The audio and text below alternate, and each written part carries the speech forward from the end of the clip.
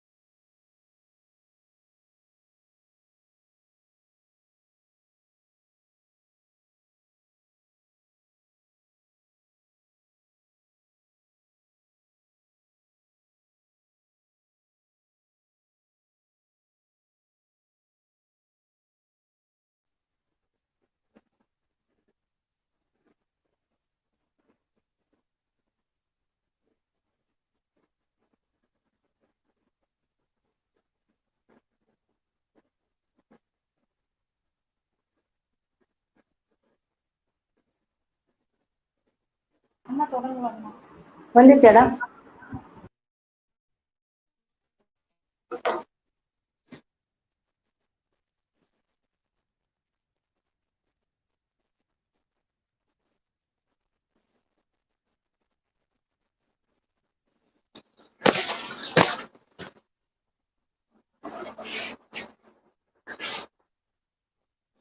திருச்சிற்றம்பலம். பண்ணும் பரதமும் கல்வியும் தீஞ்சல் பனுவலும் எண்ணும் போது எளிதெய்த நல்காய் எழுதாமறையும் விண்ணும் புவியும் புனலும் கனலும் வெக்காலும் அன்ப கண்ணும் கருத்தும் நிறைந்தார் சகல கலா வல்லியே. அவன் அருளாலே அவன் தாழ்வனை. திருச்சிற்றம்பலம். 11ஆம் திருமுறையில் 31வது திருச்சி இலக்கியமாகிய ஒற்றியூர் ஒருபா ஒருபது என்பது பற்றி சிந்திக்க திரு அருளும் குரு அருளும் கூட்டியுள்ளார். திரு அருள் எனும் போது என் ஆன்ம நாயகனாம் அமுதாம்பிகுடனே சோமநாத பெருமானின் அருளும், குரு அருள் எனும் போது நமது இசை குரு எங்கள் ஐயா முனைவர் கோப்பா நல்லசிவம் அவர்களும் அவர்கள் தலைமையில் லாவகமாக இந்த நிகழ்வை நடத்தி மகிழ்விக்கும் லாவண்யா அம்மா என்ற இரு குரு அருளாயிலேயே இந்த வாய்ப்பு எனக்கு கிடைக்கப்பெற்றது. அவர்கள் இத்தருணத்தில் மனம் மொழி மெய்களால் வணங்கி துவங்குகிறோம். 2 மாதங்கள் முன்பு வரை 11ஆம் திருமுறை அப்படின்னு சொன்னாக்க ஆலவாய் அண்ணனின் முகப்பாசுரம், காரைக்கால் அம்மையார் அவர்களின் இரண்டொரு அற்புத திருவந்தாதி பாடல்கள் மட்டுமே அறிந்திருந்தேன்.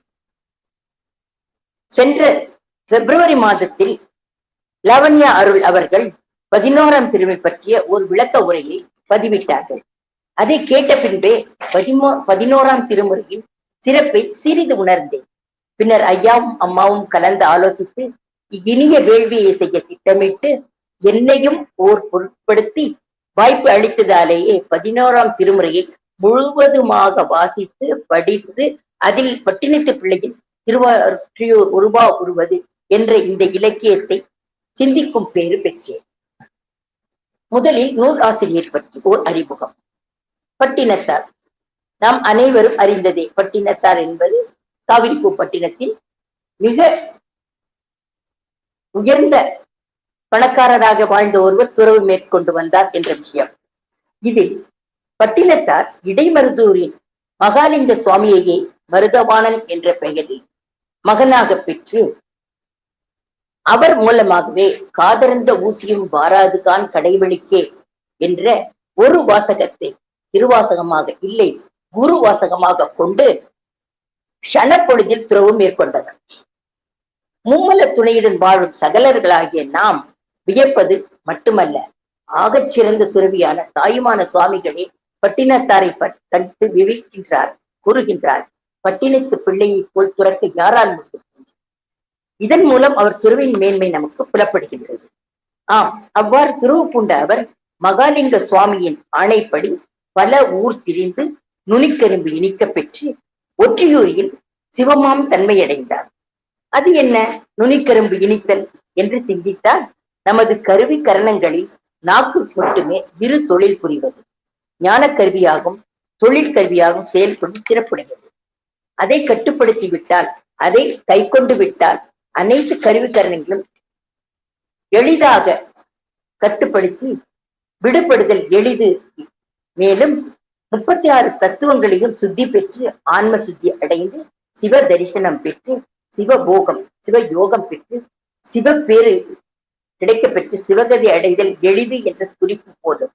இன்னும் சூட்சுமமாக சிந்தித்தால், யோக முறையில் இதை சிந்திக்கும் போது ஆன்மாவாகிய உயிர் ஔவையார் கூறுவது போல குண்டலினி அதனில் கூடிய அசைவை விண்டெழு மந்திரம் வெளிப்பட உழைத்து மூலாதாரத்து மூன்றெழு கனலை காலால் எழுப்பும் கருத்து அறிந்து 6 ஆதாரங்களையும் உயிரானது மூலாதாரம், சுவாதிஷ்டானம், மணிப்புரதம், அநாகதம், விசுத்தி மற்றும் ஆஞ்ஞா சக்கரத்தை கடந்து நமது துரியத்தில் நின்று அங்கு சுழுமுனை, அதாவது கரும்பின் நுனி போன்ற நம் நாடிகளின் நுனியாக திரும் சுழுமுனை நாடியில் உயிர் சிவத்தை உணர்ந்து உள்கொளி பெருக்கி உலப்பில்லா ஆனந்த பெற்று சிவகதி பெறுதலே சிவமாம் தன்மை பெறுவது.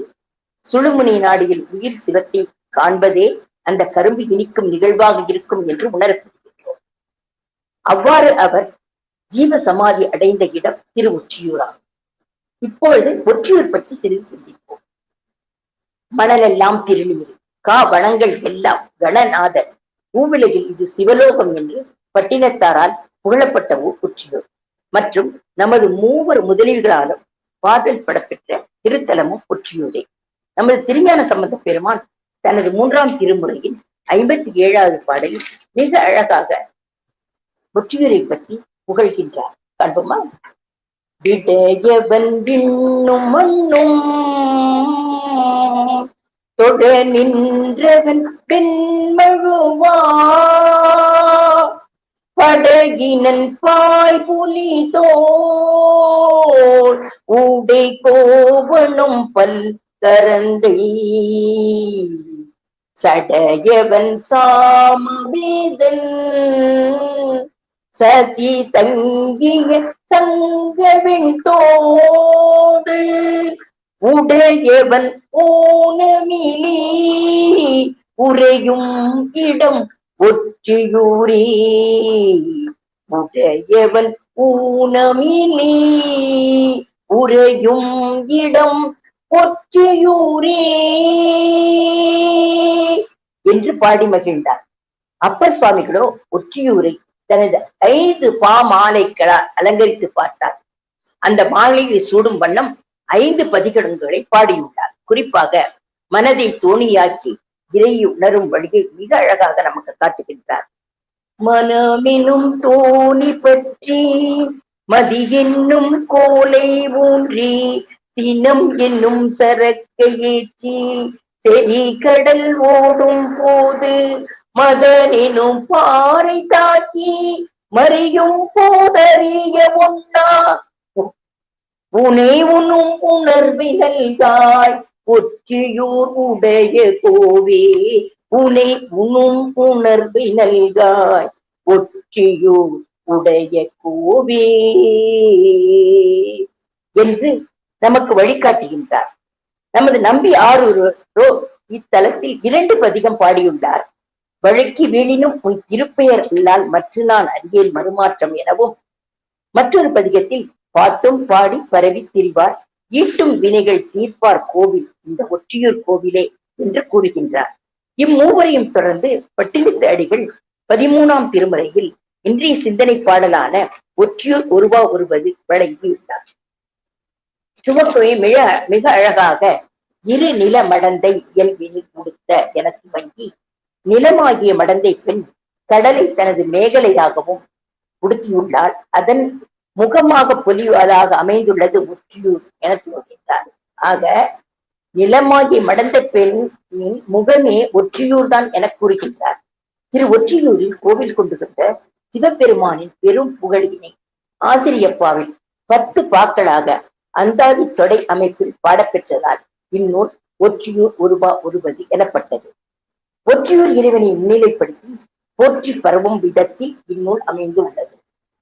உணர்தற்கும் அறிதற்கும் அறிய சைவ சித்தாந்த கருத்துக்களை பேருண்மைகளை எளிதாகவும் தெளிவாகவும் நமக்கு விளங்கும் வண்ணம் இந்த நூல் நமக்கு எடுத்துரைக்கின்றது. ஒரு ஞான நூலை மற்றொரு ஞான நூலுடன் ஒப்பிட்டு பார்க்கும் ஆனந்தம் மிகவும் அனாது. ஆம், இந்த நூலை படிக்கும் போது எனக்கு ஒரு குட்டி திருவாசகத்தை படிப்பது போன்றே உள்ளது. திருவாசகத்தில் மணிவாசகர் கூறும் வார்த்தைகளை அப்படியே எடுத்துள்ளார் நமது பட்டினத்து அடிகள். நள்ளிருள் நட்டம் என்பார் மணிவாசகர். இவரோ நடத்தினை நள்ளிருள் நகிச்சினை என்கின்றார் தனது 2ஆம் பாடலில். முதற்பாவில் 6 வரிகள் முதல் 11 வரிகள் வரை நிலை பெற்ற இவ்வுலகம் தலையின்படியே தீ சூரியன் சந்திரன் முக்கண்களே குளிர்ந்த முத்திய மாலையாக விளங்குவது விண்மீன் கூட்டங்களே என்று வர்ணித்து 1, 2, 3 என்ற வகையில் இறைவனின் செயலை இங்கு சித்தரிக்கின்றார்.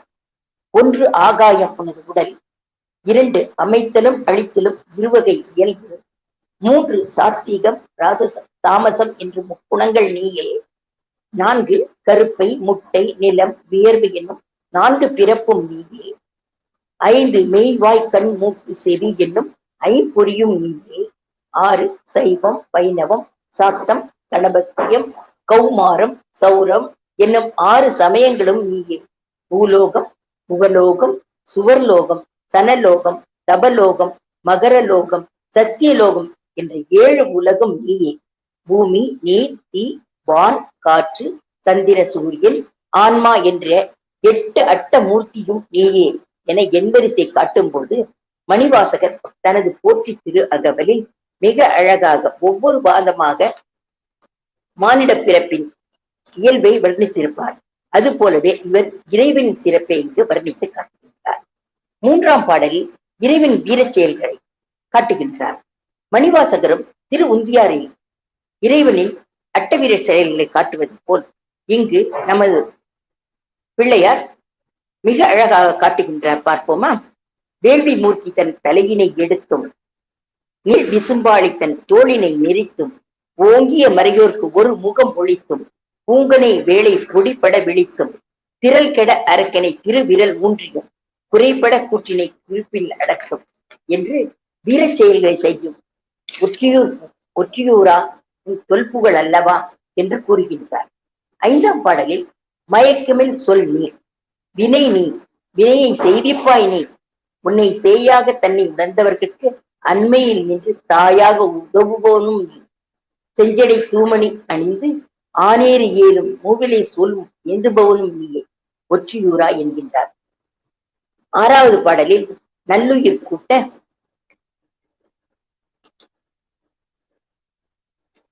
கூட்டுவிப்பாய், வஞ்சகரை வஞ்சகம் உடையோரை சாரமாட்டாய் என்று கூறுகின்றார். என்று கூறும் இவர் 7வது பாடலில் மிக அழகாக கூறுவதை காண்போமா?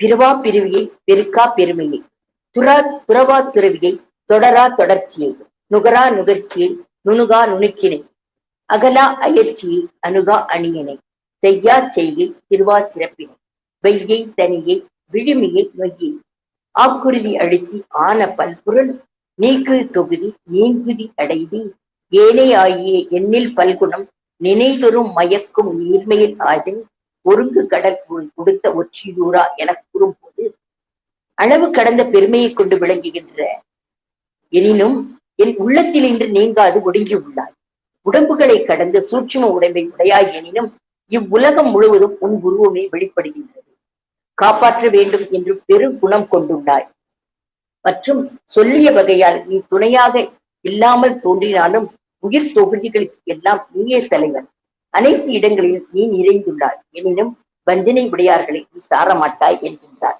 தனது 8ஆம் பாடலில் நிலத்திடை பொறையாய் அபாவினை நீண்டு சொல்தகு பெருமை தூரா ஆக்கை, மெய்வெளி ஐயோடு பித்தொன்றாக ஐவகை நெடுங்காற்று ஆங்குடன் அடிப்ப, நரையெனும் நுரையே நாடரும் வெளுப்ப, திரையுடை தோலையை செழுந்திரை ஆக, கூடிய குருதி நீரினுள் இணைந்து மூடிய இருமல் ஓசையின் முழங்கி, கடு பசி வெகுளி சுரவினம் எரிய குடரும் அரவ கூட்டம் வந்தொலிப்ப, ஊன் தடி எலும்பின் உள்திடர் அடைந்து பல பிணிகள் பின்னங் சுழல, கால்கை நரம்பே கண்டமாக என கூறும் போது, நிலம் போன்ற பொறுமை காப்பவன் நீ, மெய்வழி என்னும் பஞ்சபூதங்களும் நீயே என ஆரம்பித்து, என் உடம்பில் நரம்பு குருதி எலும்பு இவற்றுடன் நான் படும் பிணிகளை தீர்ப்பவனும் இருந்து இப்பிறவிக் கடலை சுழித்திரைப்பட்டு நான் ஆவா என்று அழைக்க நாவாயாக நீ வந்து அருள்கின்றாய், வரும் அவ்வாறு அருளும் நாத நீயே என்கின்றார். இந்த யாத்திரையை போக்க வல்லவனும் நீயே என்று கூறுகின்றார். மணிவாசகரும் தனது ஆசைப்பற்றி மொய்ப்பால் நரம்பு கயிறாக மூளை எறும்பு தோல் போர்த்த பொய்க்கூரை என்பார். அது போலவே இவர் நாம் படும் குருதி எலும்பு இவற்றை எவ்வாறு பிடிபடுகின்றோம், எவ்வாறு இறைவன் அதிலிருந்து நம்மளை காக்கின்றார் என்பதை கூறுவதற்கு நாவாயாக வந்து நாதன் உதவுவார் என்று கூறுகின்றார். இந்த நேரத்தை பேசும்போது மணிவாசகரின் திருக்கழுக்குன்ற பதிகமும் நம் கருத்தில் தோன்றுகின்றது. அன்பு பூண்டு பொருந்தி நாள் தோறு போற்றவும், நானுண்ணாததும் நானும் எய்தி நடுக்கடலு அழுந்தினான், பேணுண்ணா பெருந்துரை பேரும் தோணி பற்றி புகைத்தலும், காணுண்ணா திரு கோலம் நீ வந்து காட்டினாய் கழு குன்றிலே என பிறவி பிணியை தீர்க்க இறைவன் தோணியாக நாவாயாக வருவதை இருவரும் காட்டுகின்றனர். 9ஆம் பாடலில் நின் தாளினை வணக்கம் செய்யும் எனக்குள்ள அனைத்தும் நீயே, தாயும் நீயே, தந்தையும் நீயே, சுற்றமும் நீயே, சாதியும் நீயே, அறிவும் சிந்தையும் திருவும் செல்கதி திறனும் துன்பமும் துறவும் இன்பமும் புகழும் இனி பிறவும் நீயே, தமியனே நின் அடியெல்லாம் சார்பின்னை மட்டும் கண்டாய் என்று கூறுகிறார். இதையே நமது சம்பந்த பெருமான் தன் வலிதாய பாடலில் மிக அழகாக தாயும் நீயே, தந்தை நீயே, சங்கரா என்கின்றார். அப்பரோ அப்பன் நீ, அன்னை நீ, அன்புடைய மாமனும் மாமியும் நீ என்கின்றார். ஆரூரரோ நீ எல்லால் மற்ற பற்றி இல்லை என்று கூறும்போது அத்தன் அண்ணன் அனைத்தும் நீயே என கூறி மகிழ்கின்றார். மணிவாசகரும் அம்மையே அப்பா என்று இறைவனை தாய் தந்தையாக தனக்குள்ள அனைத்து உருவமாக காட்டி மகிழ்கின்றார். அருளாளர்களின் கொள்கைப்படி அவ்வாறே நம் பட்டினத்தடிகளும் இதை காட்டி மகிழ்கின்றார். 10ஆம் பாடலில் மாணிக்க வாசகர் முழுதுமாக கூறியுள்ள போற்றி திரு அகவல் போன்றே அமைத்துள்ளார். அங்கு மணிவாசக பெருமான் இறை பெருமைகளை திருத்தலங்களை இணைத்து கூறுவார். உதாரணமாக கடம்பூர் மேவிய விடங்கா போற்றி, அடைந்தவர் கருளும் அப்பா போற்றி, அண்ணாமலை எம் அண்ணா போற்றி, கண்ணார் அமுத கடலே போற்றி என்பார். இன்று இவரோ பட்டினத்திற்குள்ளேயோ இறைவனின் சிறப்பினை போற்றும் வண்ணம் 25 வரிகளில் காலில் சீரிய கடலோய் போற்றி எனவும் துவங்கிய பின் மூலத்தொகுதி முதல்வ போற்றி, அமுதே போற்றி, தேனே போற்றி, நஞ்சை அமுதாக்கியவனை போற்றி, தீபமாகிய சிவனே போற்றி என போற்றி செல்கின்றார். அவர் தொகுப்பில் இதோ நாம் காண்போமா? காலால் சீரிய கழலாய் போற்றி, மூல தொகுதி முதல்வ போற்றி, ஒற்றி மாநகர் உடையோய் போற்றி, முற்றும் ஆகிய முதல்வ போற்றி, அனைத்தொரும் சிறக்கும் அமிர்தே போற்றி, இணை பெரிதில்லா ஈச போற்றி, ஆர்வம் செய்பவர் கனியாய் போற்றி, தேவில் இன்சுவை தேனே போற்றி, பஞ்சன மாந்தரை மறந்தோய் போற்றி, நஞ்சினை அமிர்தாய் நயந்தோய் போற்றி, விரிகடல் வையத்து வித்தே போற்றி, உரிவிடை வனமாய் உணர்ந்தோய் போற்றி, காணமுன் பொருள் கருத்துரை செம்மை காணியாகிய அரணே போற்றி, வெண்மை தம்மையின் இவை கூணம் உண்மையின் பெண்ணோ ஆண் என்னும் பெரியோய் போற்றி, தேவிய அபத்தமை வீட்டிற்படுக்கும் தீபம் ஆகி சிவனே போற்றி, மாலோய் போற்றி, மறையோய் போற்றி, மேலோய் போற்றி, வேதி போற்றி, சந்திர போற்றி, தழலோய் போற்றி, இந்திர போற்றி, இறைவ போற்றி, அமரா போற்றி, அழகா போற்றி, குமரா போற்றி, குணமே போற்றி, பொருளே போற்றி என்று நாத்தழும்பேற இறைவனை வாழ்த்தி மகிழ்கின்றார். இங்கு இவ்வாறு போற்றி திருவகலை முடிக்கும் இவர் இறைவனின் ஒவ்வொரு தன்மையையும் சிறந்து கூறுவது மட்டுமல்லாமல் நமது சைவ சித்தாந்த கருத்துக்களையும் இதன் உள்ளே கொண்டு மிக இனிமையாக நமக்கு அருள் செய்கின்றார். எவ்வாறு புகழ்ந்து போற்றிய இந்நூல் அமைத்து தந்துள்ளார். இந்த இனிய நிறைமதி நாளில் சித்திரை பௌர்ணமி அன்று நிறைமொழி அருளாளர்களை சிந்திக்க வாய்ப்பளித்த நல்லுளங்களுக்கு நன்றி கூறி, இணையம் வாயிலாக இதை இணைந்து கேட்டும் அனைத்து சிவ அன்பர்களுக்கும் நன்றி கூறி நிறைவு செய்கின்றேன். வாழி திருமன்றம் கண்டமலர் கண்கள் வாழி பெருமான் புகழ் கேட்ட வார்த்தைகள் வாழி அவனை வணங்கும் முடி சென்னி வாழி அவன் சீர் பாடும் வாழி அவன் சீர் பாடும் திருச்சிற்றம்பலம். தென்னாடுடைய சிவனே போற்றி, எந்நாட்டவர்க்கும் இறைவா போற்றி, காவாய் கனகத் திரளே போற்றி, கையிலாய் மலையானே போற்றி போற்றி.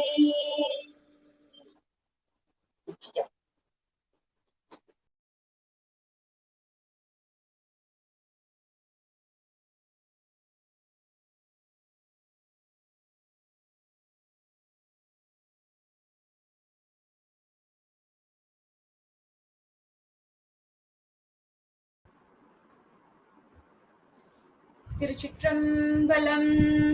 மிக்க நன்றி அம்மா. திருவாசகத்தோடு 11ஆம் திருமுறையை ஒப்பிட்டு மிக அழகாக கூறினீர்கள். எங்களுக்கு இன்றைக்கு கிடைத்தது இரு விருந்து, திருவாசகமும் 11ஆம் திருமுறையின் கருத்துக்களும். மிக்க நன்றி அம்மா. அம்மா அவர்களுக்கும் கண்டு களித்த இணைய அன்பர்கள் அனைவருக்கும் எங்கள் குழுவின் சார்பாக நன்றி. கண்டு கலிக்க ரசிக்க கீழே சாட் பாக்ஸில் உள்ள லிங்கில் இணையுமாறு கேட்டுக்கொண்டு விடைபெறுகிறோம். நன்றி, வணக்கம். திருச்சிற்றம்பலம். தென்னாடுடைய சிவனே போற்றி, எந்நாட்டவர்க்கும் இறைவா போற்றி, காவாய் கனகத்திரளே போற்றி, கையிலை மலையானே போற்றி போற்றி. திருச்சிற்றம்பலம்.